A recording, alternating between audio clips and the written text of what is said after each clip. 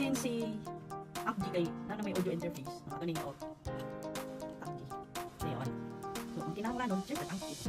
Camera, pwede na sa kung na may phone, pwede na kung Android or iPhone. So karon ang gigamit is may Osmo Action 3. Action cam. Kani ang gamit. Then, kani para sa monitor airphone. Then kani wireless para inibitaw siya kanang sitaw gina. Dili sabot ba ini ko mag-play ka. Wireless na from Ricardo. Then kani adapter since ang sa program kay Type C man ni siya. Type C. Need ko ani na adapter para connect. Then kani 3.5 jack na patabad na sa 3.5 mm jack.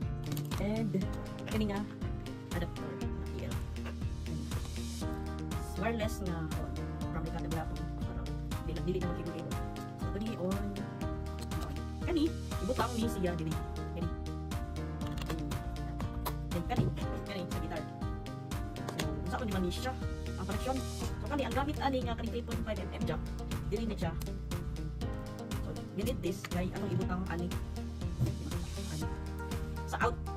Pero ang uban nugod kung Android inang gamit nga phone, pwede na dili diretso.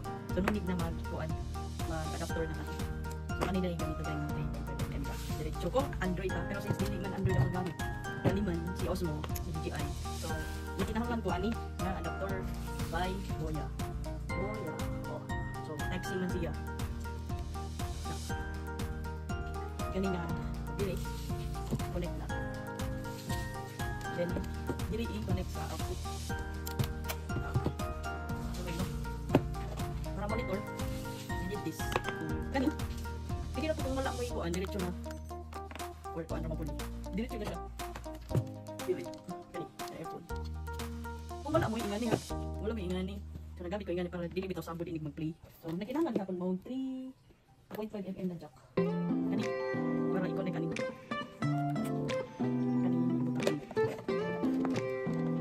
Just kuan lang kay ganahan ko dili bitaw sa abot. So need ko ingani nga wireless mo ni bang transmitter. So ang kani mo ni ibitaw sa imong